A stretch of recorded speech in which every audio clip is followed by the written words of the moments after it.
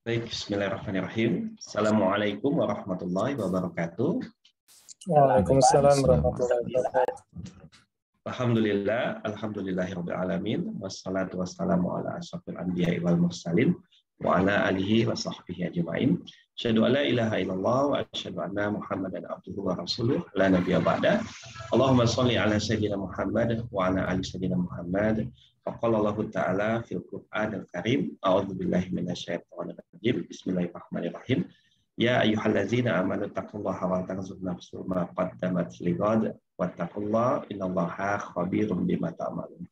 Alhamdulillah, puji dan syukur senantiasa kita panjatkan kepada Allah Subhanahu wa taala, Tuhan kita satu-satunya, Rabb kita yang menciptakan kita dari segumpal darah lalu menjadikannya sebaik-baik ciptaan.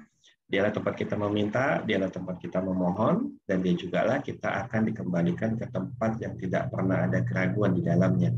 Salawat dan salam tentu tak lupa kita haturkan kepada junjungan besar kita Nabi Allah Muhammad SAW, pemimpin para nabi dan pemimpin orang-orang bertakwa.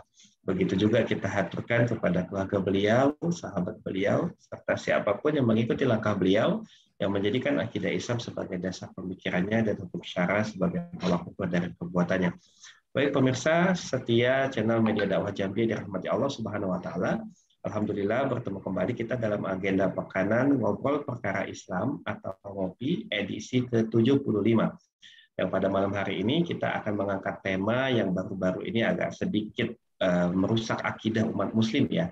Dan tema kita pada malam hari ini adalah dari klaim Nabi membantu pembangunan tempat ibadah umat lain hingga sesajen. Ada apa?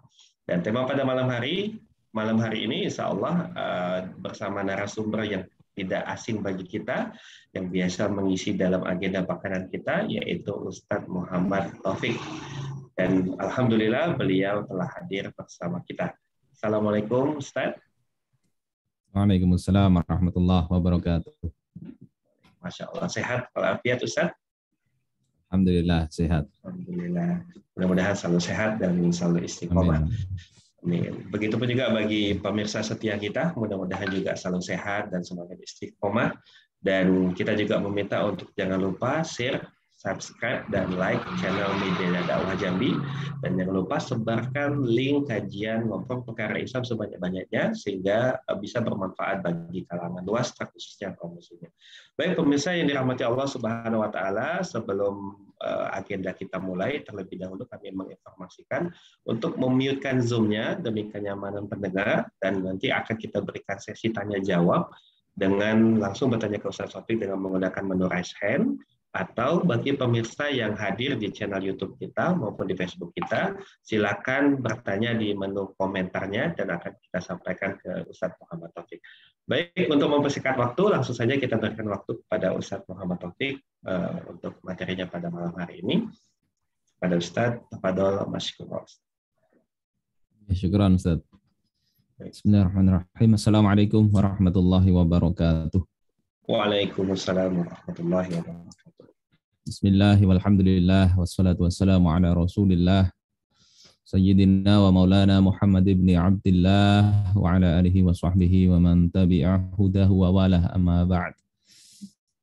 Sahabat peradaban Islam, bukan ya, Media Dakwah Jambi. Karena biasa ngisi tiap minggu, tiap pekan di channel yang lain. Alhamdulillah malam ini kita diberikan kesempatan oleh Allah Subhanahu wa taala untuk mengkaji atau mengingat kembali dari beberapa ajaran Islam yang mungkin kita perlukan dalam keseharian kita. Insya Allah kita akan membahas tema ini. Ya. Ini sebetulnya ada video yang disampaikan kepada Al-Fakir, ada beberapa yang bertanya dari Indonesia, termasuk juga dari luar Indonesia menanyakan video ini. Saya setelkan saja supaya tidak menyinggung sesuatu, ya saya sampaikan suaranya aja, mudah-mudahan kedengaran. Kepercayaan umat Kristiani menyangkut Tuhan beda dalam sifat-sifatnya menyangkut ini. Tapi itu tidak menghalangi Nabi menulis perjanjian, menjanjikan bahwa kalian akan saya bela sebagaimana saya membela keluarga dekat saya. Nabi berpesan bahwa kalau seandainya dan pesan ini berlaku untuk rombongan dan semua orang Nasrani sampai akhir zaman. Di teksnya itu bisa dilihat di Google. Teksnya itu berkata apa? Kalau umat Kristiani membutuhkan sesuatu untuk kebutuhan agama mereka atau ingin merenovasi gereja-gereja mereka, hendaklah mereka dibantu bukan berupa hutang, tapi pemberian. Ada itu. Kalau seandainya sampai situ saja. Sebetulnya cukup panjang juga. Cuma poin itu yang ingin kita soroti insya Allah. Terlebih ini di era yang moderasi beragama, tema tersebut sangat cocok memang untuk disampaikan. Tinggal kita nanti melihat apakah valid atau tidak informasi itu. Hingga nanti ya sampai ke sesajen insya Allah kita bahas pelan-pelan. Saudara-saudaraku sekalian rahimakumullah. Sebagaimana kita ketika melihat sebuah dokumen atau sebuah pernyataan, kalau itu kita nisbahkan kepada Rasulullah Shallallahu Alaihi Wasallam, maka perlu kita telusuri sebelum kita percaya atau tidak. Tidak cukup dengan oh ini yang menyampaikan profesor, oh ini yang menyampaikan orang alim, tapi hendaknya kita telusuri. Nah, bagaimana menelusurinya? Sementara di dalam video tersebut dan juga video-video yang lain yang mungkin sengaja diviralkan, itu tidak disebut rujukannya. Rujukannya cuma ini perjanjian Rasulullah dengan orang-orang Nasrani. Maka kalau kita mau menelusuri ada di mana redaksi itu, kita bisa yang jelas kan itu bukan redaksi pakai bahasa Indonesia. Rasulullah nulis perjanjian pakai bahasa Arab. Maka kita kira-kira dulu redaksi Arabnya seperti apa. Yang kedua, menelusurinya di perpustakaan. Paling mudah perpustakaan online. Kalau menelusuri satu-satu di kitab itu nggak bisa seminggu 2 minggu. Mencarinya susah. Ya. Satu buku cari. Nah, dengan teknologi sekarang mudah di perpustakaan online, baik di said.net misalnya atau di Syamilah, Maktabah Syamilah, baik yang online maupun offline, atau di perpustakaan yang lain, atau juga nanti bisa ditelusuri di Google Books. Masukkan redaksi Arabnya, insya Allah ketemu. Kemudian yang ketiga, kalau sudah ketemu, perlu diverifikasi hasil penelusurannya itu valid atau tidak. Saudara-saudaraku sekalian rahimakumullah, setelah saya telusuri, ternyata memang ada itu, kalimat itu ada. Ya, ketemu di sini nih. Ini kalimatnya saya kutipkan redaksi Arabnya begini. Saya terjemahin ya. Walahum inihtaju fi marammati bi'ihim. Dan bagi mereka, yakni orang-orang Nasrani Najran, jika mereka itu memerlukan di dalam merenovasi gereja-gereja mereka, wasawami'ihim, dan tempat pertapaan atau ibadah mereka, au syai'im mim masalihi umuri dinihim, atau mereka perlu sesuatu dalam urusan kemaslahatan agama mereka, ila rafdin, mereka perlu bantuan, musa'adah, sama ya, perlu bantuan minal muslimin, dari kaum muslimin, wa taqwiyatin lahum, dan sokongan untuk mereka, ala marammatiha, dalam hal merenovasi tempat ibadah mereka itu ayyurfadu ala dzalika wa yu'awanu. Hendaklah mereka itu dibantu dan ditolong. Ya, wala yakunu dzalika dainan, dan itu tidak menjadi hutang bagi mereka. Alaihim, atas mereka, bal taqwiyatan lahum ala maslahati dinihim. Tetapi itu adalah sokongan atas atau untuk kemaslahatan agama mereka. Ya. Juga sebagai penepatan janji Rasulullah, sebagai pemberian beliau, dan juga pemberian Allah dan Rasulnya untuk mereka itu. Jadi kalau kita cari, ada ya, kalimat ini ada di dalam naskah perjanjian antara Rasulullah dengan Nasrani Najran.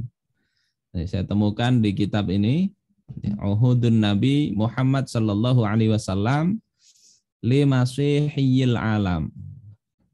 Tulisan ini Dr. John Andre Morrow. Ini orang barat ya. Diterjemahin oleh Muhammad Salam.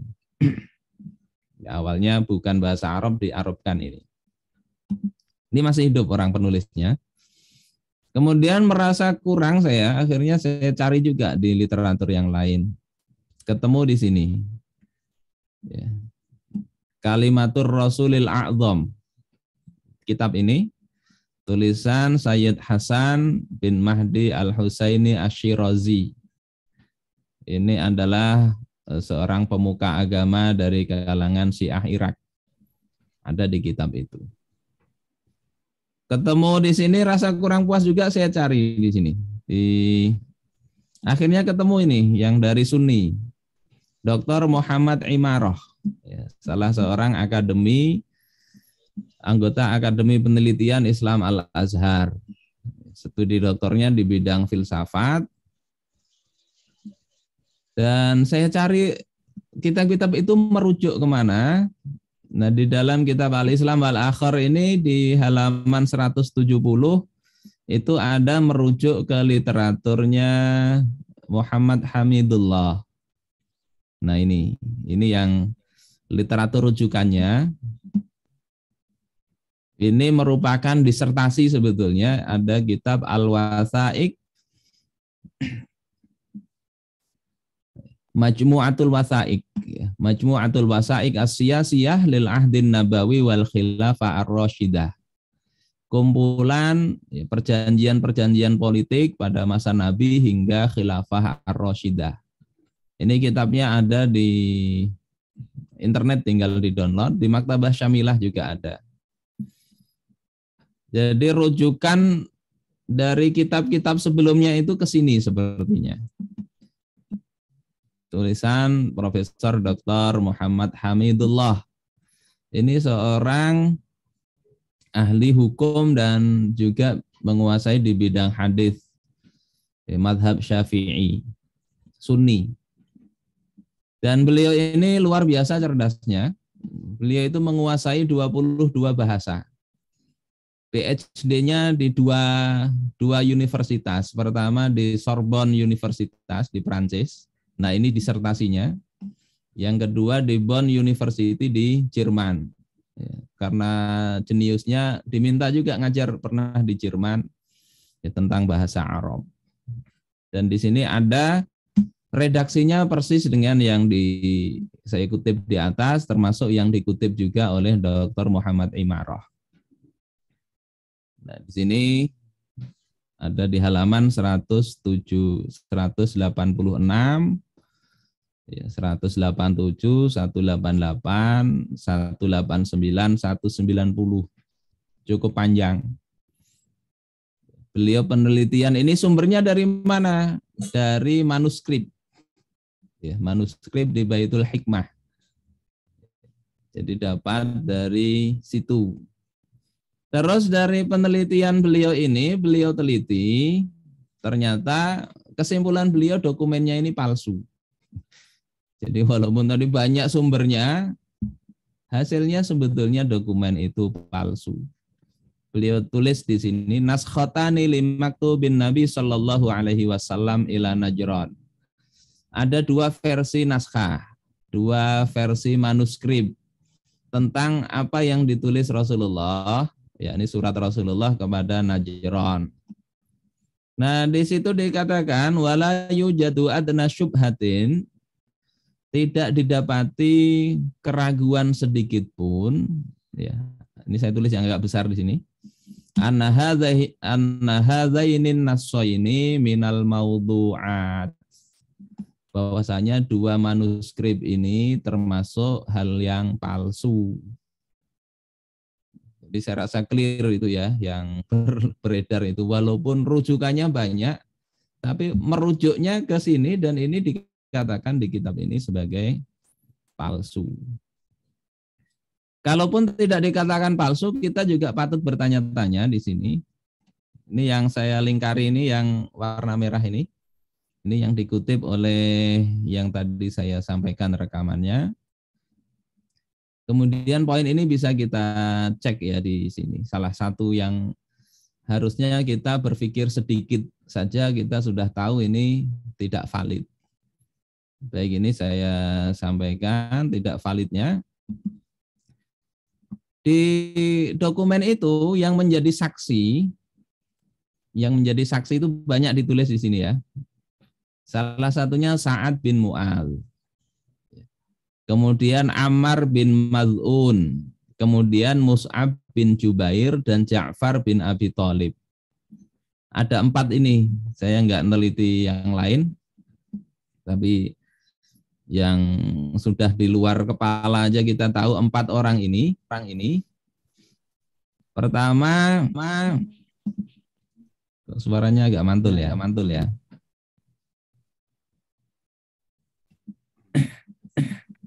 Ya, mantul. Mantul, bukan mantap betul, bukan. Suaranya juga sepertinya mantul juga ini. Ini sudah, sampai sana sudah jelas. Sekarang. Udah kelas, ya. Nggih. Pertama, Sulhu Najran itu terjadi pada tahun 10 Hijriah. Ya, pasca Futuh Makkah itu ya. Kemudian Sa'ad bin Mu'adz itu wafat tahun 5 Hijriah. Bagaimana dia bisa kemudian dikatakan menjadi saksi ya, perjanjian Rasul dengan Najran ini? Jadi nggak pasnya di situ. Kemudian nggak ada sahabat namanya Ammar bin Maz'un dan Mus'ab bin Jubair, nggak ada. Ya, Ammar itu Ammar bin Yasir. Kalau Maz'un itu Utsman bin Maz'un. Jadi di situ ada keliru menulis nama. Kemudian Mus'ab bin Jubair ini enggak ada. Mus'ab bin Umair itu sudah wafat pada perang Uhud. Jadi enggak menemui Rasulullah dengan Nasrani Najran itu. Kalau Sa'id bin Jubair itu belum ketemu Nabi, dia tabi'in. Jadi ini tidak valid di situ. Yang ketiga, Ja'far bin Abi Thalib yang dikatakan menyaksikan ini ternyata ya, menurut sejarah beliau itu wafat ya, tahun 8 Hijriah pada peperangan Mu'tah. Ya, ada Ja'far bin Abi Thalib, ada Abdullah bin Rawahah, ya, itu wafat dalam perang Mu'tah. Jadi di situ sudah ketahuan dokumen ini tidak valid. Sebagaimana juga kalau kata Syekh Muhammad Hamidullah itu ini palsu dokumennya.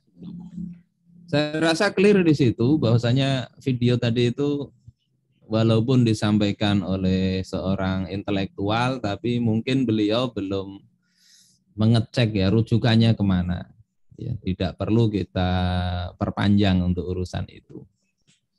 Jadi jangan kita nisbahkan itu kepada Nabi yang sampai memberikan bantuan kepada orang untuk membangun tempat ibadah mereka. Terus bagaimana sebetulnya membangun tempat ibadah orang lain? Ini pandangan para ulama. Kalau Muslim membangun gereja atau tempat ibadah yang lain, itu ada dua kemungkinan. Yang pertama itu adalah membangunnya itu wakaf atau gratisan. Ya, bukan utang, bukan diupah, tapi memang sengaja membantu membangun. Maka itu 4 mazhab sepakat haram. Enggak boleh. Itu masuk dalam larangan wala ta'awanu 'alal itsmi wal 'udwan. Jangan bertolong-menolong dalam dosa dan permusuhan. Membangun tempat untuk menyekutukan Allah tidak boleh. Itu enggak ada perbedaan di kalangan para ulama yang 4 mazhab ini. Yang ada perbedaan itu kalau diupah, ya, akad ijarah. Ada orang suruh masangkan genteng, tempat ibadah orang lain masangkan kaca dan sebagainya, maka itu menurut 3 mazhab itu enggak boleh. Enggak boleh, ini ada yang mengatakan makruh, ada yang mengatakan haram. Kalau Hanafiyah itu memang membolehkan. Membolehkan. Ini ada ikhtilaf memang kalau diupah. Tapi kalau gratisan enggak boleh di situ. Ini misalnya di Hasiyah Asyarwani, ya, di dalam kitab Tuhfatul Muhtaj dikatakan, ya, qaluhu nahwil kanais, ya, perkataan musannif yakni seperti kanais, ya, gereja-gereja. Sharihu ma dzukira anna hadza idza sadara min muslimin yakunu ma'siyatan faqat. Jelas sebagaimana yang disebutkan bahwasanya ini, yakni membangun tempat ibadah orang lain, kalau itu munculnya dari seorang muslim, maka itu menjadi maksiat saja. Wala yakfuru bih, tidak dikatakan kafir, tidak. Bangun tempat ibadah orang lain, ya maksiat. Ini Hasiyah Asyarwani dalam kitab Tuhfatul Muhtaj, ya. Tetapi sebagian ulama mengatakan anna imaratal kanisah minal muslim kufrun.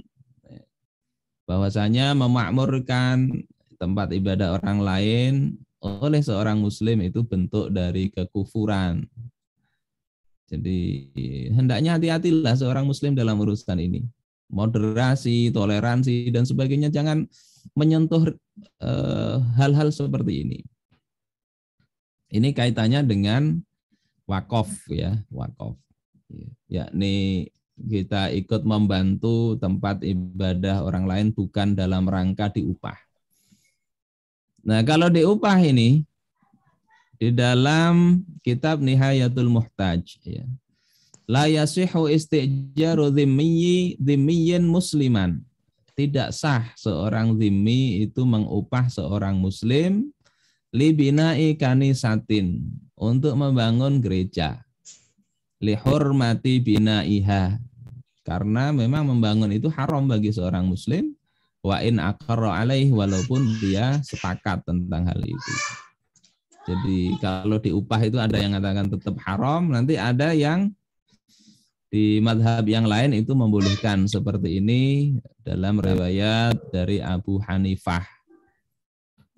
Ya juzu li syakhsi inda Abi Hanifah ayyujira nafsahu. Boleh bagi seorang individu menurut Abu Hanifah untuk dia diupah dirinya itu atau mempekerjakan dirinya. Au sayyaratahu, atau menyewakan mobil atau kendaraannya. Au dabbatahu, atau tunggangannya. Bi ajrin, dengan upah, li ta'miri kanisah, untuk membangun atau memakmurkan gereja. Auli hamli khamri dhimmiyin, atau untuk membawakan khamr kepada orang kafir dhimmi. La li asriha, tidak untuk memerahkan anggur jadi khamr, tidak. Jadi ini memang ada ulama begitu, mazhab Hanafi. Ini menurut beliau. Ya. Sementara 2 sahabat, waqala sahibani, 2 sahabat, yakni Abu Yusuf dan Muhammad, Ya, ini sahabatnya Abu Hanifah, mazhab Hanafi juga. Dan imam yang ketiga itu mengatakan la yang bagi ya kullu tilkal ijarat. Ya, tidak selayaknya semua upah mengupah seperti itu. Wahiyya makruhah, dan itu dibenci. Li'annaha i'anah 'alal maksiyah, karena itu bentuk dari pertolongan terhadap kemaksiatan. Wa li'annahu alaihi salatu wassalam la'ana fil khamri 'asyrah.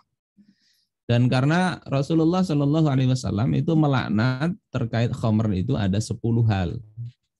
Ya, dan salah satunya itu adalah yang membawanya. Di dalam Al-Fiqh Al-Islami wa Adillatu. Sebentar, Ustaz.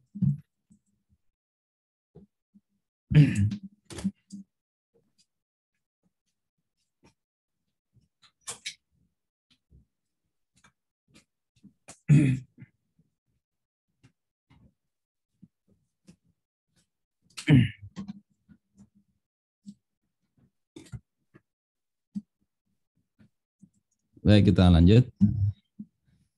Jadi kalau di upah memang ada perbedaan pendapat ya. Ada yang mengatakan haram, ada yang membolehkan.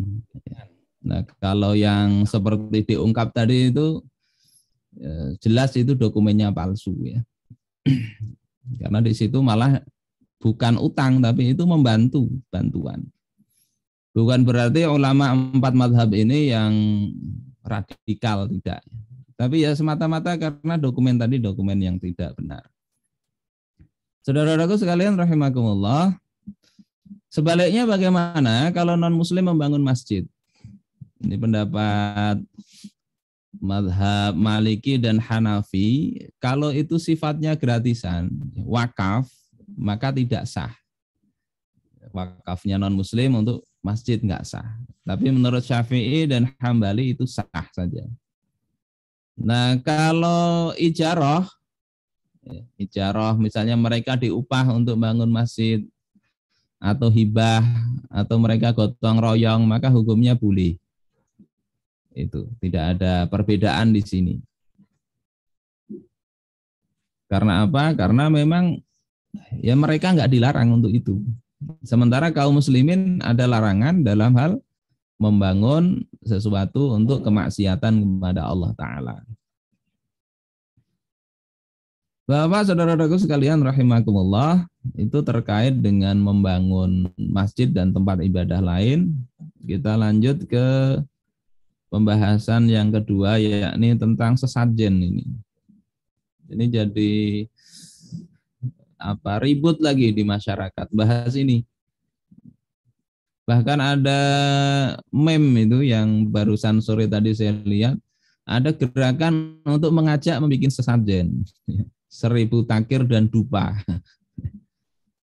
Ini gara-gara entah kenapa ini. Kalau kita lihat memang yang dibicarakan itu arahnya itu radikalisme, intoleransi dan sebagainya. Kita lihat bagaimana ajaran Islam. Pertama, tentang sembelihan, Rasulullah Shallallahu Alaihi Wasallam mengatakan, la'anallahu man dzabaha li ghairillah. Allah melaknat, artinya memang nggak boleh. Siapa yang dilaknat? Siapa saja yang dia menyembelih untuk selain Allah Ta'ala. Jadi ini tidak ada khilaf. Menyembelih untuk berhala, untuk setan dan sebagainya, persembahan, maka itu haram. Bahkan ada sebuah asar dari Salman Al-Farisi. Beliau katakan, dakhala rajulun al-jannata fi dzubab. Ada seorang laki-laki masuk surga karena seekor lalat. Wa dakhala rajulun an-nar fi dzubab. Ada seorang lelaki pula yang dia masuk neraka karena seekor lalat pula. Maka ditanyakan kepada Salman ini, bagaimana bisa? Maka kata Salman, marra rajulani ala qaumin lahum sonam. Ada 2 orang lelaki lewat suatu kaum yang mereka punya berhala.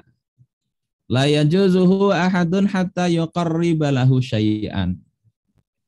Tidak boleh seseorang lewat dari situ, melewati kaum itu, kecuali mereka harus berkorban sesuatu untuk berhala itu.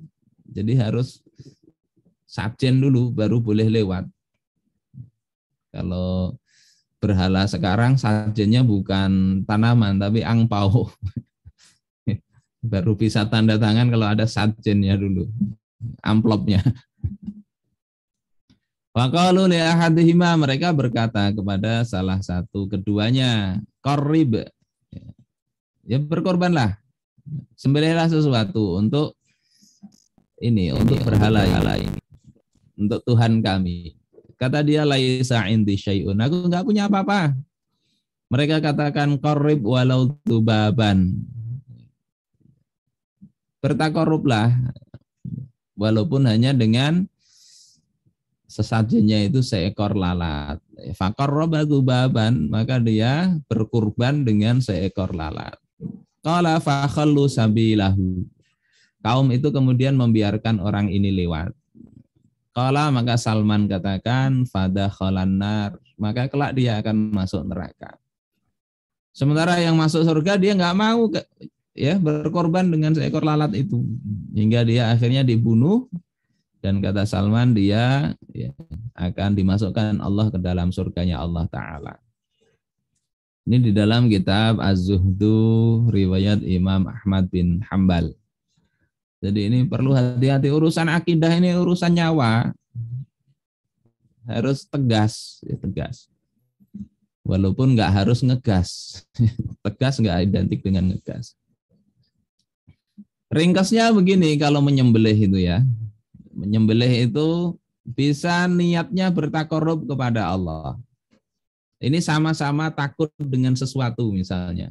Ini di rumah saya ini ada penunggunya, maka dia sembelih sesuatu. Kalau niatnya dia takarrub kepada Allah, terus minta kepada Allah perlindungan dari jin atau setan atau penunggu rumah itu. Kemudian dagingnya dia jadikan makanan untuk selamatan misalnya. Maka ini sebetulnya nggak apa-apa, boleh begitu. Walaupun ada tadi rasa takut terhadap gangguan setan. Tapi dia sembelihnya untuk Allah, untuk takarrub kepada Allah, memberikan makan orang-orang sekitar sebagai bentuk wasilah, ya, wasilah doa dia, minta perlindungan dari Allah. Ini boleh, menyembelih begitu. Dan kita lihat para ulama dulu itu sepertinya mengarahkan kebiasaan sesajen itu ke sini. Jadi diganti selamatan, makanya banyak kadang selamatan ini, selamatan itu. Itu sepertinya bentuk transformasi dari budaya yang dulu sajen-sajen itu. Kalau untuk dimakan orang nggak masalah. Kemudian yang kedua, kalau dia menyembelih itu niatnya memang ditujukan untuk si penghuni rumah, misalnya makhluk halus, dapat wangsit tuh sembelih ayam hitam, letakkan di pojokan rumah misalnya, dia turuti itu, maka itu syirik, ya. Bisa kafir kalau dia yakin bahwasanya itulah satu-satunya cara terhindar dari bahaya. Takut sekali seperti itu, dia merasa baru bisa selamat kalau melaksanakan wangsit itu, maka ini terjatuh ke dalam kesyirikan. Na'udzubillah. Yang kedua, tetap haram jika masih yakin Allah juga yang menghindarkan dari bahaya. Tapi dia itu sembelih ya demi memenuhi permintaan tadi. Ini haram. Jadi tetap niat itu punya peran di sini, ya, di dalam menentukan ini sembelihan ini benar apa enggak. Dan ini sembelihan yang model pertama ini halal dimakan. Walaupun dia sembelih itu motivasinya takut kepada penunggu rumah, tapi dia nyembelihnya kan untuk Allah Ta'ala dan minta perlindungan kepada Allah. Halal, sampean disuguhin makan aja. Itu kalau sembelihan. Yang kedua, kalau memberikan sesajen. Ini mungkin banyak berbagai daerah beda-beda ya sebutannya. Ini sesajen ini kan khas di daerah Jawa. Yang pertama dilihat lagi niat ini. Memang niat ini perlu juga diperhatikan. Pertama kalau niatnya sedekah kepada hewan tadi. Kalau sedekah kepada hewan maka perlu dilihat yang diberikan itu memang pakan hewan atau tidak. Ya, kalau memang yang diberikan itu pakan hewan, ya sedekah. Ini misalnya pelet ikan tabur atau ayam itu dia kasih bama. Bama kemudian dia letakkan atau ngasih sesajen isinya kepala ikan kering diletakkan di bawah tangga. Untuk siapa? Untuk kucing. Ya enggak masalah kalau begitu karena niatnya sedekah ya. Tapi kalau yang diberikan ini tidak umum ya, maka ini bisa jatuh kepada haram. Sesajen untuk apa? Kasih makan binatang. Yang disediakan apa di situ?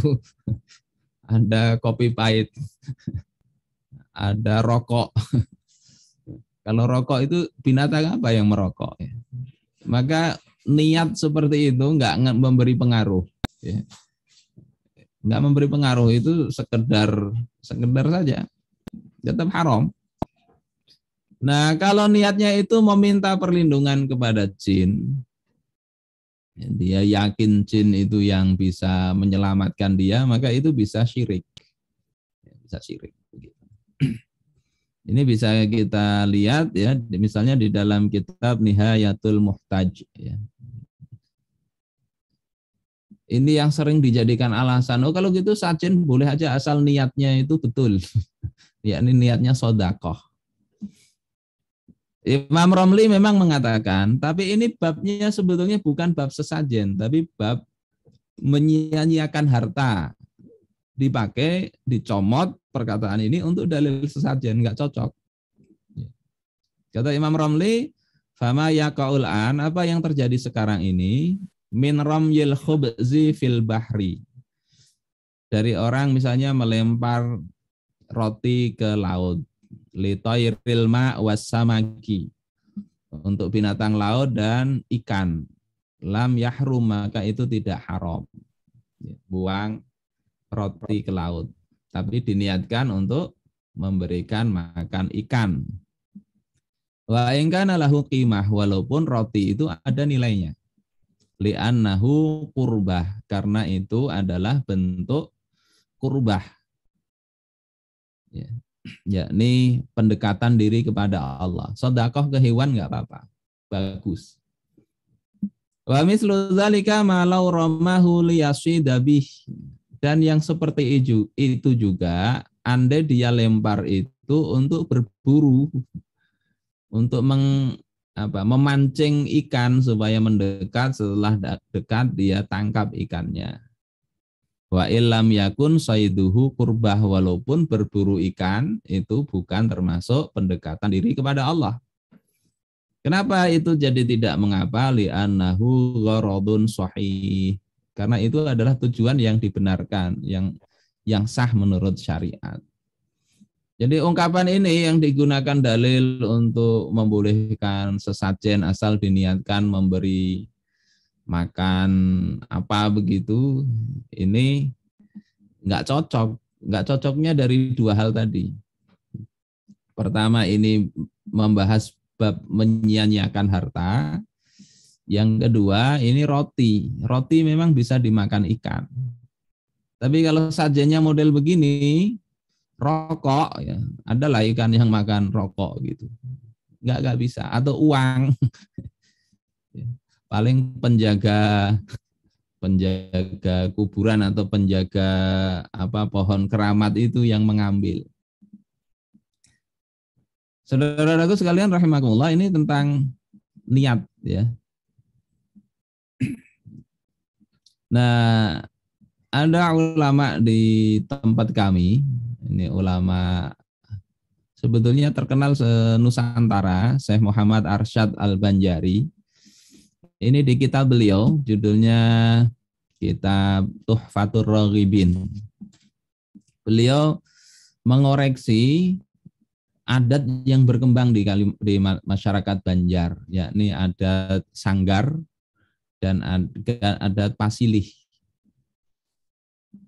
Waktu itu mungkin juga sudah ada sebagian orang yang melakukan upaya untuk membolehkan dengan cara mengatur niatnya.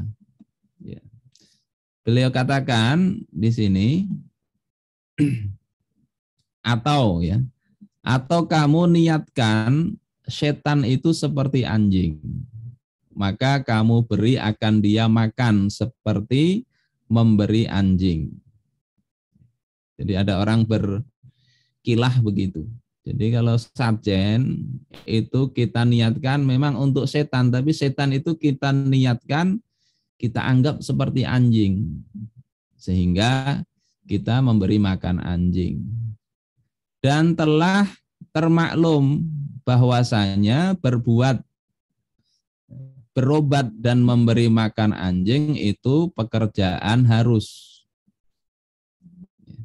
Jadi setan dianggap anjing, kasih makan, berobat dan memberi makan anjing itu kan harus, di sini maknanya boleh.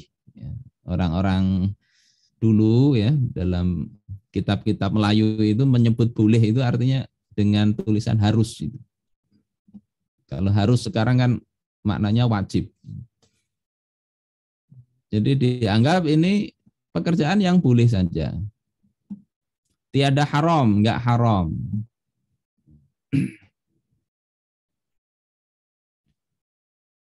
Dan demikian pula, demikian itulah sanggar. Dan begitulah sanggar. Sanggar itu upacara tolak balak dalam adat orang Banjar. Makanya ada istilah menyanggar banua. Dan pasilih. Pasilih itu juga sama, mirip dengan tolak balak. Maka ada istilah membuang pasilih, membuang sial. Caranya dengan memberikan tadi sesajen. Apabila diniatkan dengan niat yang tersebut itu, jika diniatkan dengan niat tadi, kalau masang sajen untuk membuang sial itu berarti niatnya berobat. Kalau masang sajen untuk tadi menyanggar menolak balak itu diniatkan ini memberi makan setan. Setan itu kan seperti anjing, memberi makan anjing kan nggak apa-apa. Maka beliau jawab di situ bahwasanya yang demikian itu sekali-kali tiada memberi faedah. Jadi niat tadi nggak ada faedahnya karena tiada menghasilkan, menghilangkan haram. Karena tiada menghilangkan haram, ya. Haramnya tabdzir. Jadi masuk dalam kategori tabdzir yang di dalam Nihayatul Muhtaj tadi itu membuang-buang harta tadi. Dan mengikuti setan. Setan dikasih makan. Jadi haramnya dua itu. Dan haram bid'ah. Jadi haramnya tambah satu ini jadi tiga. Pertama menyia-nyiakan harta, yang kedua ngikuti setan, setan dikasih makan. Yang ketiga bid'ah. Beliau sebut ini bid'ah sayyi'ah, bid'ah yang buruk. Maka kata beliau bandingkan, di sini banding saja, banding dengan yang demikian itu seperti orang yang membunuh orang dengan niat dengan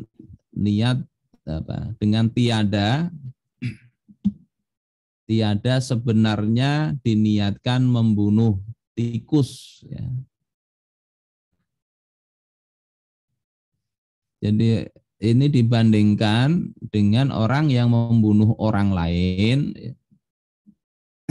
tapi tidak niat membunuh, tapi niatnya membunuh tikus. Atau diniatkan akan jadi obat sakit hati umpamanya. Kata beliau, orang bunuh orang, ini saya nggak bunuh orang, saya niatnya membunuh tikus. Atau kalau diniatkan orang juga, ini niatnya bukan membunuh kok, ini niatnya mengobati sakit hatinya. Kalau sudah mati kan sudah nggak sakit lagi. Dan seperti orang yang zina, ya, diniatkan jima dengan istrinya, atau akan jadi obat sakit punggung umpamanya. Ini beliau bisa menganalogikan. Masang sesajen yang bukan pakan ikan, bukan pakan hewan dan sebagainya tadi, tapi diniatkan ngasih makan setan atau ngasih makan anjing misalnya. Itu beliau kasih analogi. Orang berzina tapi diniatkan jima dengan istri saja. Atau ini niatnya bukan berzina, ini mengobati sakit punggung. Maka itu tidak ada mengubah hukum tersebut. Ini di dalam Tuhfatur Raghibin. Jadi dari sisi sajen maka perlu dipilah tadi. Kalau memang mau sodakoh nggak apa-apa sodakoh. Mau menyembelih silakan sembelih. Tapi niatkan untuk Allah Ta'ala dan salurkan sesuai dengan ketentuan syariat. Undang tetangga-tetangga untuk makan. Atau kasihkan, nggak apa-apa. Seperti itu. Atau seperti masa Khalifah Umar bin Abdul Aziz. Ya, beliau menyebarkan biji-bijian ya, ke daerah-daerah pegunungan untuk mengasih makan burung pada masa musim salju. Saat mereka mungkin kekurangan makan, disediakan itu. Kalau itu dikatakan sajen, maka itu sajen yang boleh. Boleh. Karena yang disebar memang makanan burung untuk burung. Nah, kalau pemanfaatan sesajen seperti apa? Kalau sembelihan itu memang diniatkan untuk setan, maka haram dimakan. Kalau itu bagian dari sembelihan untuk Allah dan selamatan, maka halal. Misalnya orang nyembelih kambing warna hitam, niat memang selamatan. Minta perlindungan Allah dari godaan atau gangguan makhluk halus misalnya. Kemudian kepalanya diletakkan di bawah pohon. Maka kepala tadi itu tetap halal dan sembelihan tadi tetap halal. Kemudian kalau hewan hidup, buah dan makanan yang zatnya halal, maka sesajen seperti itu tetap halal. Jadi nggak usah ditendang tadi itu. Ada buahnya ambil, ada uangnya ambil juga, itu nggak apa-apa. Anggap aja sampean mewakili jin. Ini sudah kita tunggu-tunggu jinnya nggak mengambil, kita ambil. Nah, kalau seperti itu nggak apa-apa. Tidak perlu kita seperti itu marah-marah, yang akhirnya kurang baik lah untuk dakwah Islam. Tetapi dari berkah itu pula akhirnya kaum muslimin kan memang terbuka juga. Ingin tahu bagaimana hukum sesajen itu, sehingga karena itu viral, kita bisa membahasnya dan mudah-mudahan ini menjadi pencerahan bagi kaum muslimin untuk meninggalkan hal tersebut. Jadi sesajen itu bisa dimanfaatkan asal bukan sembelihan yang haram. Itu dianggap ya harta yang sudah ditinggalkan pemiliknya. Jadi tetap seperti harta-harta yang lain, ya, orang buang sampah dan sebagainya itu bisa dipakai harta-harta itu. Dan termasuk juga Nabi Shallallahu Alaihi Wasallam pernah beliau itu mengambil harta yang jadi sesajen di dalam perbendaharaannya berhala Lata. Kemudian waqadha minha daina Urwah bin Mas'ud Ats-Tsaqafi. Dari harta itu diberikan beliau kepada Urwah bin Mas'ud untuk membayar hutang. Jadi beliau tidak menghitung harta itu kan peruntukannya untuk Lata. Kenapa diberikan kepada Urwah? Beliau tidak anggap itu sebagai sesuatu yang haram. Itu terkait dengan pemanfaatannya. Terus bagaimana seharusnya negara melihat hal ini? Negara ini harusnya menjadi pihak yang mendidik dan mencegah upacara-upacara, ritual-ritual yang seperti itu. Ini kata Syekh Arsad Al-Banjari di dalam Tuhfatur Raghibin halaman 16. Jadi bukannya malah mengompori, bukan. Hendaknya hal-hal itu kalau itu terjadi di tempat umum hendaknya dihilangkan upacara-upacara begitu. Sebagaimana Rasulullah Shallallahu Alaihi Wasallam. Ini Syekh Arsad ini ulama termasyhur di Kalimantan, termasuk di Indonesia. Beliau beri penjelasan seperti itu. Harusnya dihilangkan. Kecuali itu urusan agama lain di tempat-tempat mereka pribadi. Ada sesembahan, ada sesajen di tempat ibadah mereka, itu tidak boleh diganggu-gugat. Atau di komunitas mereka sendiri. Karena Rasulullah katakan, sebagaimana yang tadi juga di rekaman tadi itu ada betulnya juga, yakni Rasulullah itu melindungi orang-orang Nasrani, Yahudi maupun Majusi. Warga negara itu tidak dipaksa dalam masuk Islam. Tapi mereka tidak kemudian bebas melakukan kemaksiatan di tengah-tengah kaum muslimin. Tengah-tengah umum begitu tidak. Rasulullah katakan, "Man kana ala yahudiyatihi aw nasraniyatihi fa innahu la yuftanu anha." Siapa yang dia itu tetap berada pada keyahudian maupun kenasraniannya, maka dia tidak boleh diganggu dari keyakinannya itu.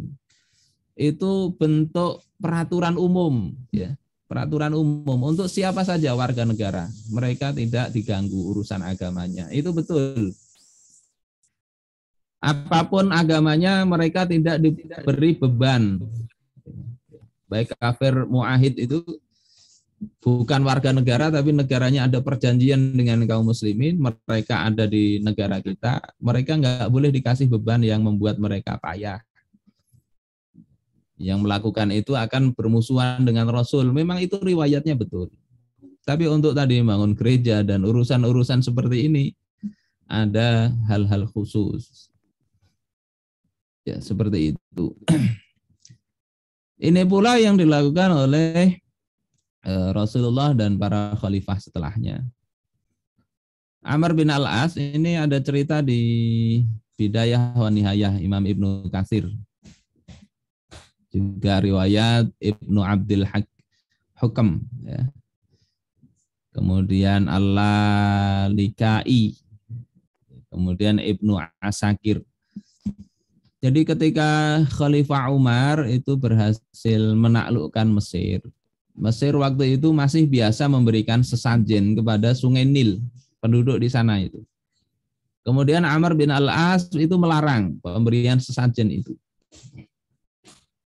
Dan setelah dilarang ternyata Sungai Nil ngambek. Nggak keluar airnya. Nggak ada dikasih sajen. Jadi kadang ujian itu bisa begitu.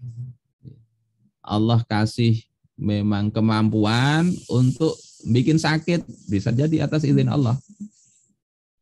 Sehingga akhirnya penduduk mengadu kepada Amr bin Al-As. Kalau begini terus, ini berbulan-bulan nggak ada air, nggak bisa hidup kita di sini. Mau pindah mereka. Kata Amr bin Al-As, jangan. Kita surati dulu Amirul Mukminin. Gimana perintahnya? Kalau memang suruh masang sesajen, kita pasang. Akhirnya disurati Umar. Dibalas oleh Umar. Yang engkau lakukan sudah betul. Stop itu sesajen kepada Sungai Nil. Sebagai gantinya ini lemparkan surat saya ini kepada Sungai Nil. Mau dilemparkan, dibuka dulu. Rupanya apa istilah sekarang itu? Kuper apa itu? Yang ingin tahu itu apa? Kepo ya. Kepo juga ini Amr bin Al-As. Apa isinya ini? Akhirnya dibaca itu isinya. Min Abdillahi Umar Amiril Mukminin. Dari hamba Allah Umar Amirul Mukminin. Ilani li ahli Misr. Kepada Nil penduduk Mesir. Jadi Umar ini memang ini diantara karomah beliau. Sampai sungai aja diperlakukan seperti rakyat. Bumi diperlakukan seperti rakyat, sehingga ketika bumi dianggap bersalah, dicambuk oleh Umar. Pernah kan itu di Madinah terjadi gempa, oleh Umar dia cambuk itu. Kata Umar, diamlah, alam adil alaik. Bukankah aku ini sudah berlaku adil kepada engkau? Dicabuk dan diam itu. Buminya diam, nggak pernah gempa lagi. Tapi itu Umar ya. Kalau kita mungkin Umar yang ada di Indonesia melakukan itu, masalahnya adil atau enggak. Amma ba'd, ya, kata Umar kepada Sungai Nil di surat itu. Fa in kunta innama tajri min qibalika wa min amrika fala tajri. Kalau engkau itu, wahai Sungai Nil, engkau itu mengalir karena kemauan engkau sendiri, maka enggak usah ngalir sekalian. Sudah enggak usah ngalir. Fala hajatan lana fika. Kami enggak berhajat kepada engkau, wahai Sungai Nil. Wa in kunta innama tajri bi amrillahil wahidil qahhar. Adapun kalau engkau itu mengalir atas kehendak perintah Allah, Zat yang Esa dan yang Maha Perkasa, wa huwallazi yujrika, dan dialah yang mengalirkan engkau, fanas'alullaha ta'ala ayyujriyaka. Maka kami memohon kepada Allah untuk mengalirkan air sungai engkau itu.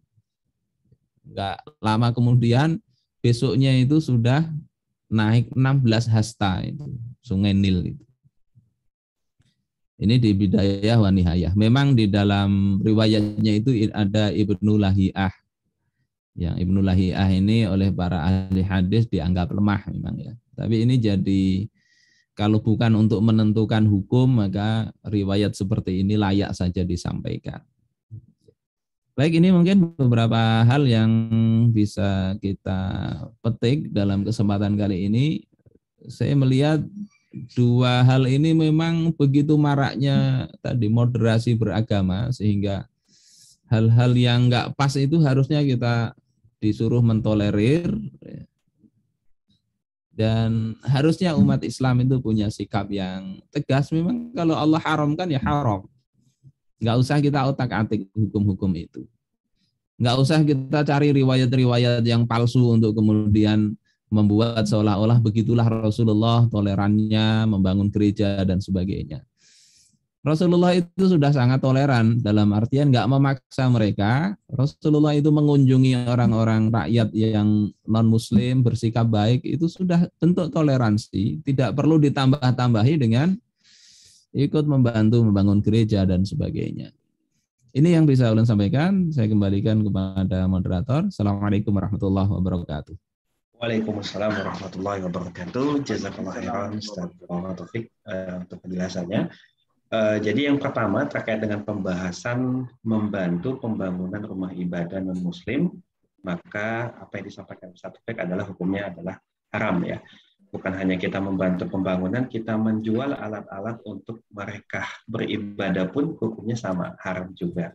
Dan yang kedua adalah sesajen. Nah, sesajen ini pembahasan tadi, kalau itu memang adalah hewan sembelihan, maka kita tidak boleh untuk mengambilnya. Karena sesembelihan dari orang-orang non-muslim itu adalah untuk kepada selain daripada Allah. Yang kedua, kalau misalnya sesajen tersebut memang hukum asalnya adalah halal, maka halal untuk bisa kita makan, untuk kita ambil. Maka kalau misalnya ada sesajen, jangan ditendang, diambil saja ya, begitu Ustaz. Cuman ini Ustaz, sedikit pertanyaan Ustaz. Kalau misalnya kita melewatin kuburan Cina, itu sering sekali kita melihat sesajen yang memang itu adalah tumpukan buah-buahan.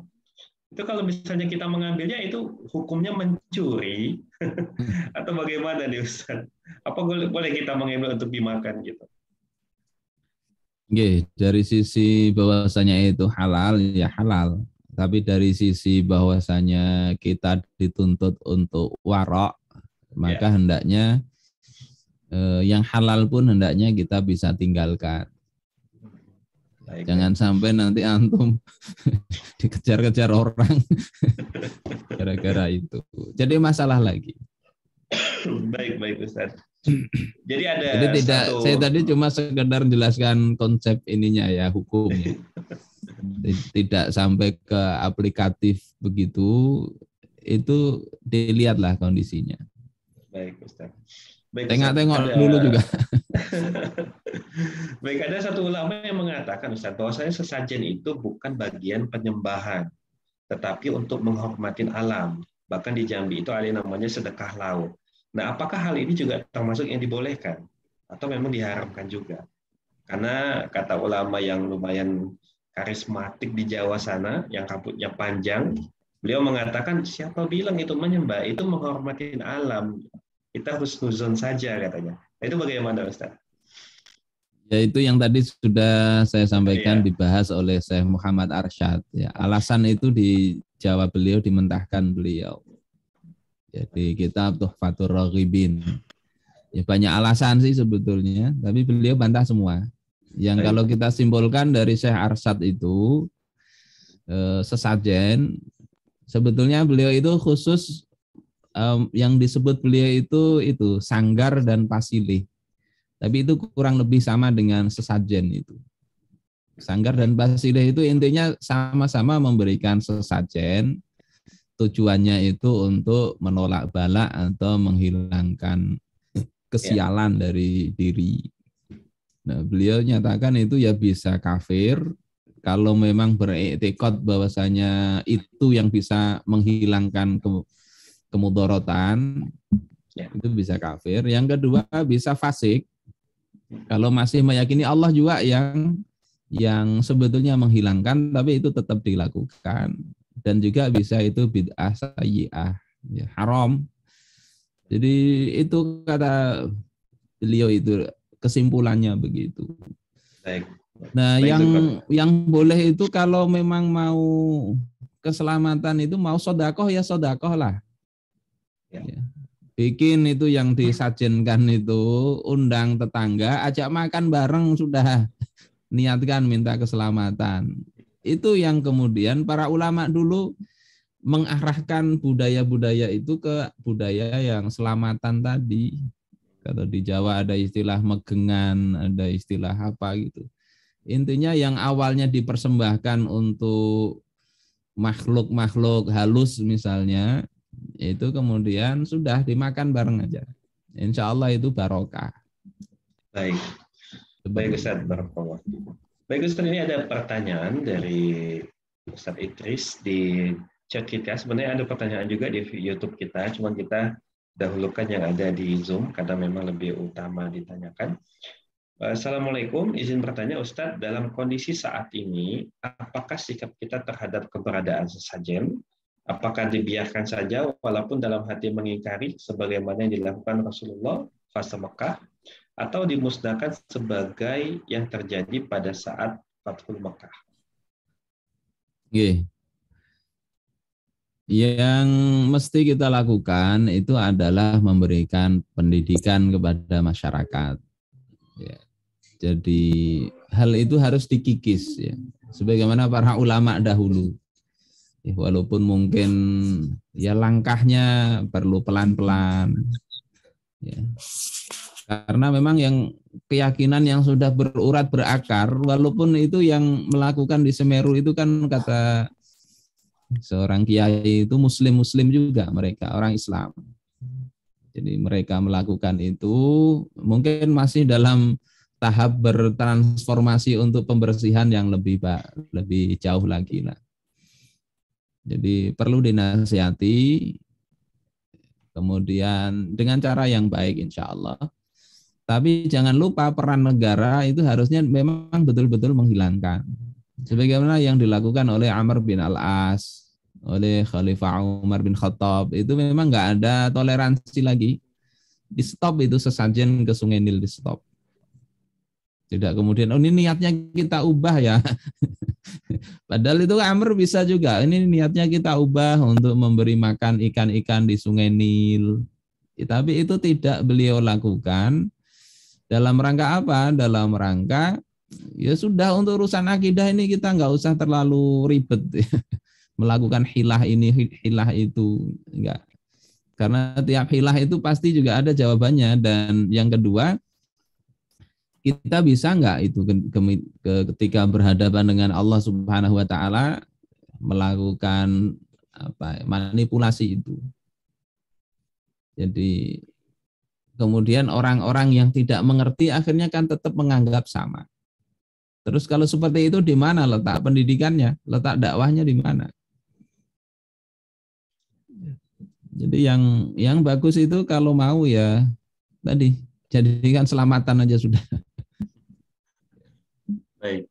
Kecuali nanti ada orang niatnya ini ya, ini niatnya saya ngasih kopi untuk meracuni jin misalnya, kopi sianida.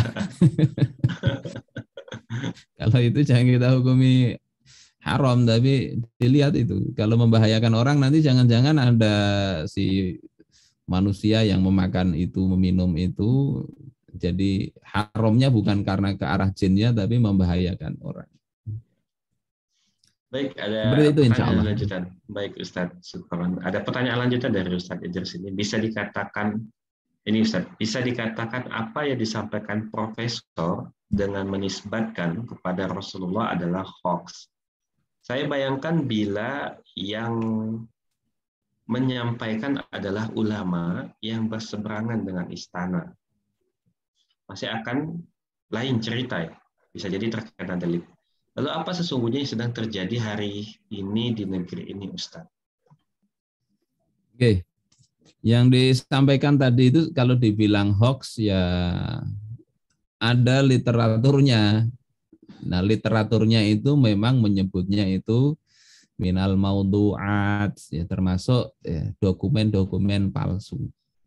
Ada tapi palsu. Nah, ketika kita menyandarkan kepada Nabi sesuatu yang kita tahu itu palsu, itu ya nggak boleh. Hati-hati itu. Ya, man kadzaba alayya muta'ammidan falyatabawwa maq'adahu minan nar. Siapa yang dia berdusta kepadaku, atasku secara sengaja, maka hendaklah dia tempati tempat duduknya di neraka nanti. Ini kalau dia tahu itu palsu, dia sampaikan. Tetapi kalau tidak tahu, kemungkinan ya kita berhusnudzon mungkin tidak tahu. Sebagaimana ketika kadang mengutip itu kan tidak dibacai semua. Ya, kalau kita baca semua di situ disebut memang ada itu 2 dokumen, tapi dua-duanya palsu. Nah, termasuk di tulisan Al-Islam Al-Akhar Dr. Muhammad Imaroh itu mengutip tadi yang dikutip oleh yang saya setel di awal tadi, tapi tidak dijelasin. Nggak tahu apakah mengutip langsung atau kadang mengutip dari sumber yang lain. Itu biasa. Makanya ini perlu kita hati-hati. Apalagi ketika yang kita kutip itu sebetulnya agak aneh. Maka hendaknya kita cek betul itu. Benar nggak? Ini pentingnya di situ. Nah, saya melihat itu kenapa bisa jadi diviralkan, disebut, dan sebagainya tanpa malu dengan gelar. Harusnya kan kita punya gelar intelektual ini harus malu kalau kita menyampaikan sesuatu nggak valid. Tetapi ya itulah manusia kadang-kadang, siapa saja termasuk Al-Fakir sendiri ya kadang bisa keliru dalam hal itu, kurang teliti dan sebagainya, kita maklumi. Tetapi ini ada arus yang memang menyokong kutipan tersebut. Nah, ini yang berbahayanya di situ. Arus moderasi, dan ketika ketemu cocok itu, kemudian arus moderasi itu begitu luar biasa, kadang nalar itu nggak begitu terpakai. Ketemu kutipan ini langsung sampaikan karena cocok. Nah, ini yang perlu kita hati-hati. Saya rasa begitu. Baik, Ustadz. Barakallahu fiikum. Ada pertanyaan di YouTube kita, Ustadz. YouTube ini hanya suara saja yang terdengar karena video kita agak sedikit bermasalah. Tapi ada yang menyimak dan bertanya di YouTube kita. Dari Pak Hadi Isadi. Assalamualaikum Ustadz, berhala-berhala dan kesyirikan sesudah Fathul Makkah dihapuskan. Apakah ini khusus Mekah dan Madinah, atau jika nanti ada negara Islam diharamkan juga karena bukan agama samawi? Gimana nih arah pertanyaannya? Saya ulangi lagi Ustadz ya. Berhala-berhala dan kesyirikan sesudah Fathul Makkah dihapuskan. Apakah ini khusus Mekah dan Madinah, atau jika nanti ada negara Islam diharamkan juga karena bukan agama samawi? Nggih. Ya.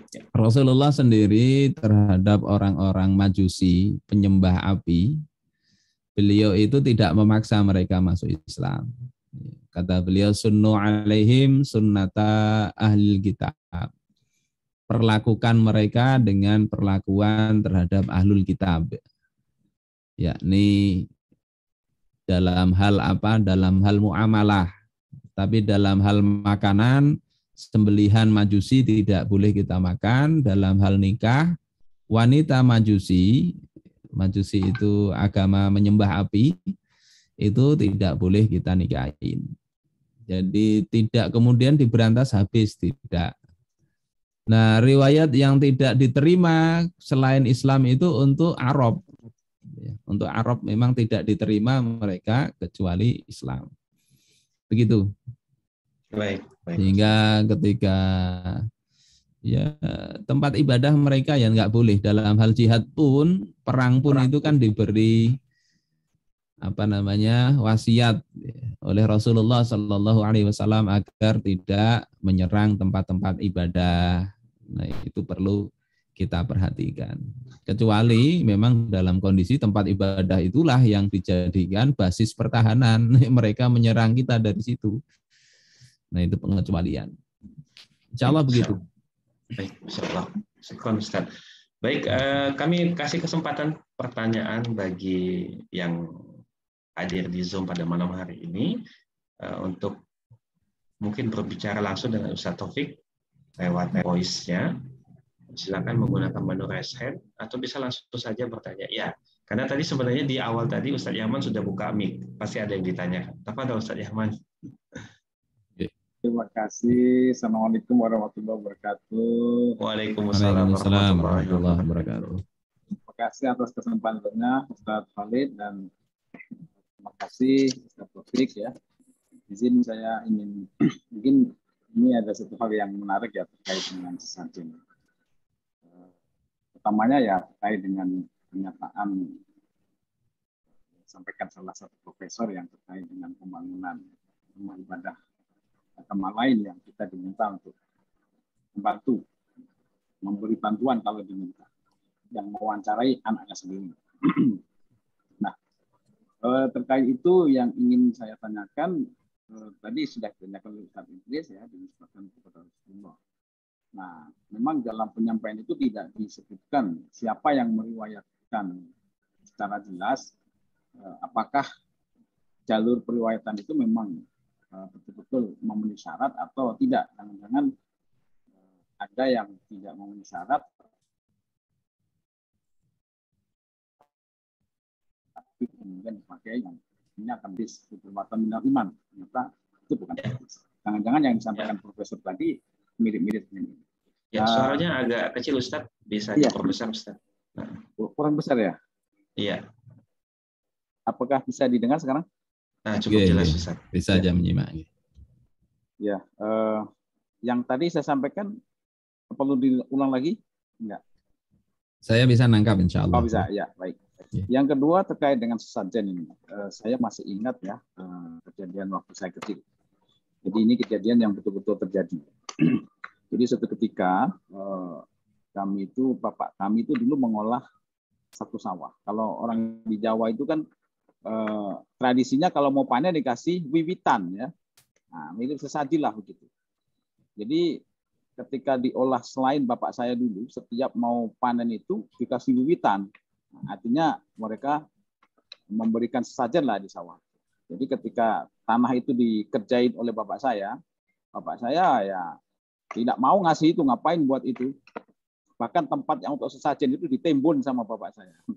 Ya, tempat ada seperti apa ya, seperti belik ya, seperti mata air itu kan, dibuat kayak kolam-kolam itu ditembun sama bapak saya.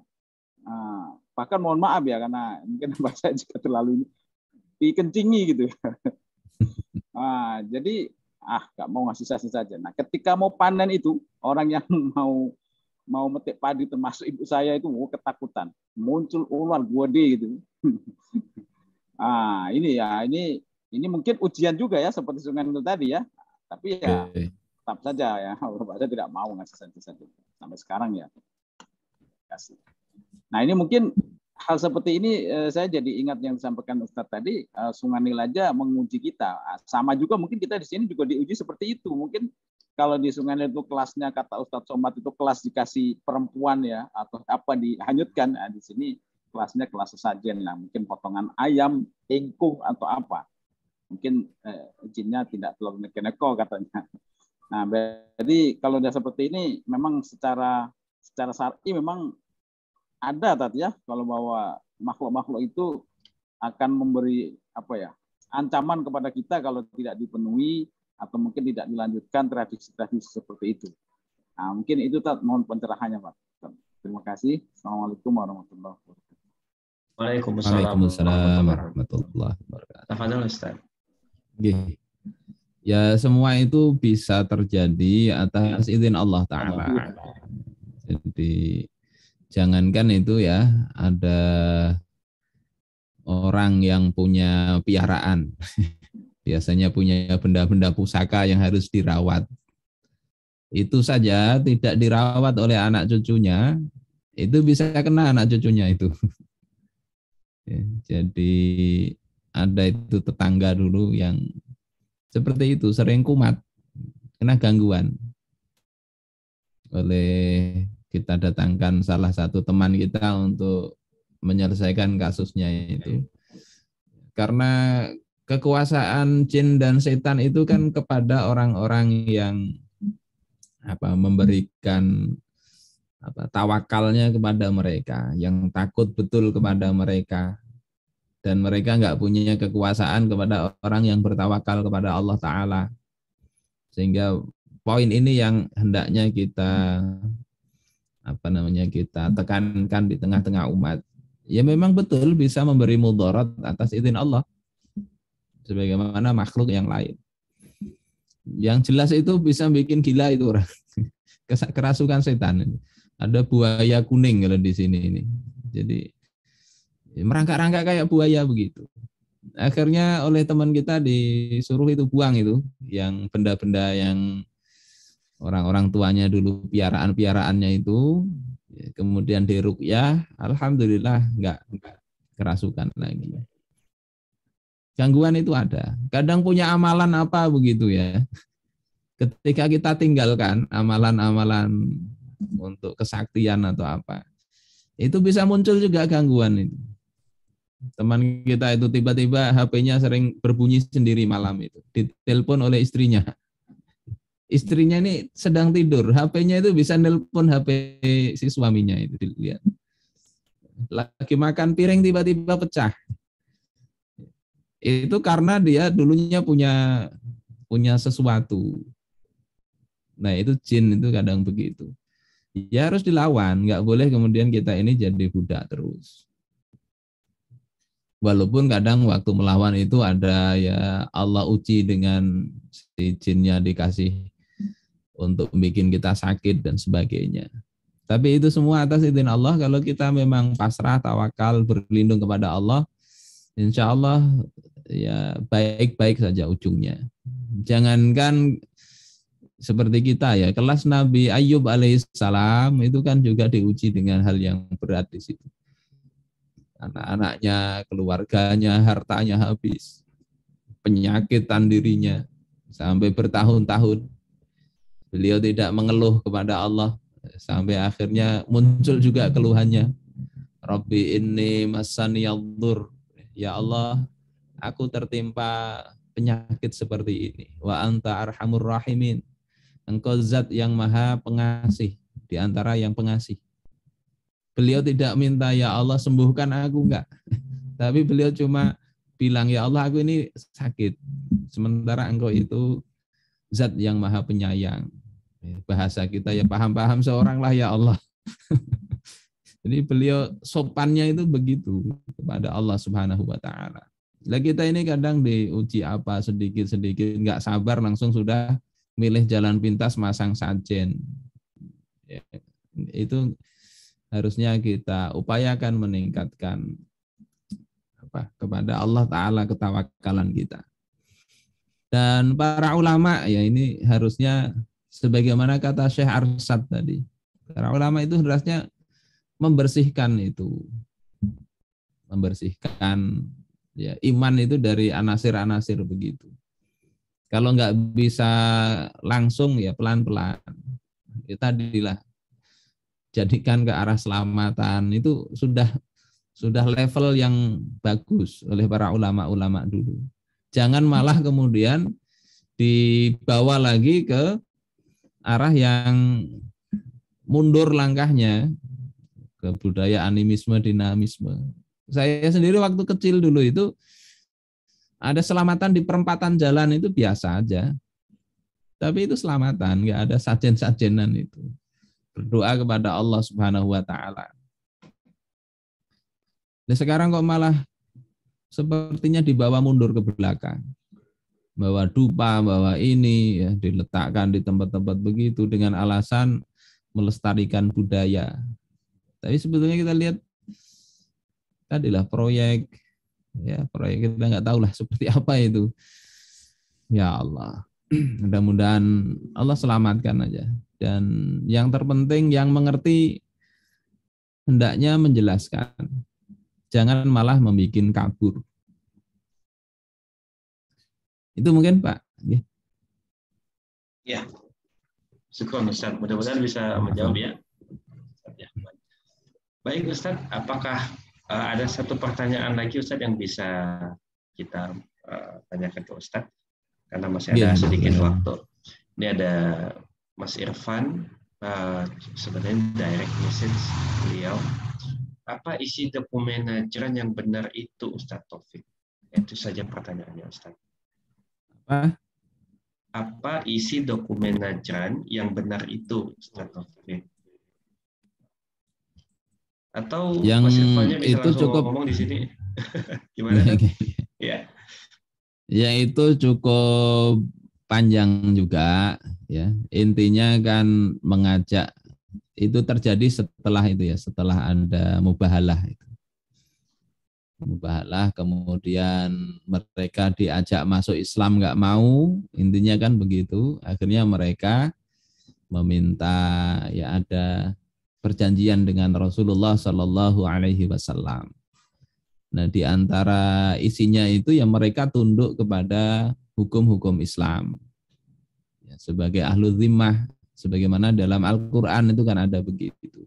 Hatta yu'tul jizyata an yadin wahum shaghirun. Hingga mereka itu memberikan jizyah, ya, dari, kalau jizyah ini dari kalangan laki-laki yang mampu, dan mereka itu shaghirun, yakni maksudnya tunduk kepada hukum-hukum Islam. Jadi ini kalau mau dipakai itu adalah statusnya mereka sebagai ahlu zimmah, orang-orang Nasrani Najran itu. Mereka tunduk kepada hukum Islam, orang non-muslim yang begitu. Kemudian di antara syarat-syarat itu tunduk kepada hukum Islam termasuk disebutkan di dalam perjanjian itu tentang klausul riba. Ya.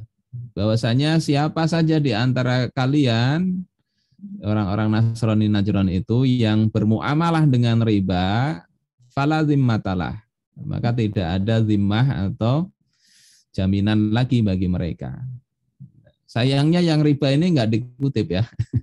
Padahal bagus juga. Padahal ini riwayatnya yang benar itu begitu. Mereka nggak boleh melakukan riba, mereka tunduk kepada hukum Islam. Persoalan mereka itu diselesaikan dengan aturan-aturan Islam. Nah, untuk urusan pernikahan antara sesama mereka itu ya dengan agama mereka. Kalau pernikahan antara mereka dengan kaum muslimin, ya, muslimin dengan wanita mereka ya dengan hukum Islam. Dan seterusnya nanti bisa kita kalau mau diagendakan lagi atau nanti saya tulis. Oke, gitu. Ustaz Thorik. Insyaallah. Jazakallah khairan Ustaz. Baik, alhamdulillah kita udah sampai di jam 21:42. Artinya memang kita sebentar lagi selesai dalam agenda kajian kita pada malam hari ini. Sebelumnya kami mengucapkan jazakumullah khairan kepada para peserta channel Media Dakwah Jambi yang dirahmati Allah. Mudah-mudahan waktu yang antum keluarkan dan kuota yang juga dikeluarkan dibalas Allah dengan pahala yang berlipat. Dan insya Allah kita terus diberikan keistiqomahan dan kesehatan. Mudah-mudahan kita bisa hadir selalu di agenda pekanan maupun perkara Islam. Dan kami juga mengucapkan jazakallahu khairan kepada Ustaz Taufik yang telah memberikan materinya pada malam hari ini. Mudah-mudahan selalu sehat, istiqomah, dan Allah akan balas dengan pahala yang berlipat kepada Ustaz Taufik yang menjadi amal jariah bagi kita semua. Baik, terima kasih banyak sekali lagi. Kita akhiri agenda kita pada malam hari ini dengan terlebih dahulu mengucapkan hamdalah istighfar 3 kali dan doa kafaratul majelis. Alhamdulillahirrahmanirrahim.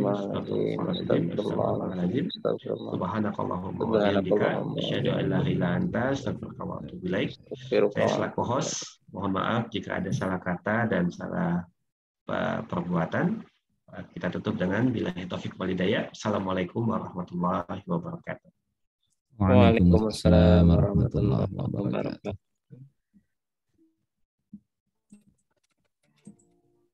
Terima kasih semuanya. Alhamdulillah kembali kita dipertemukan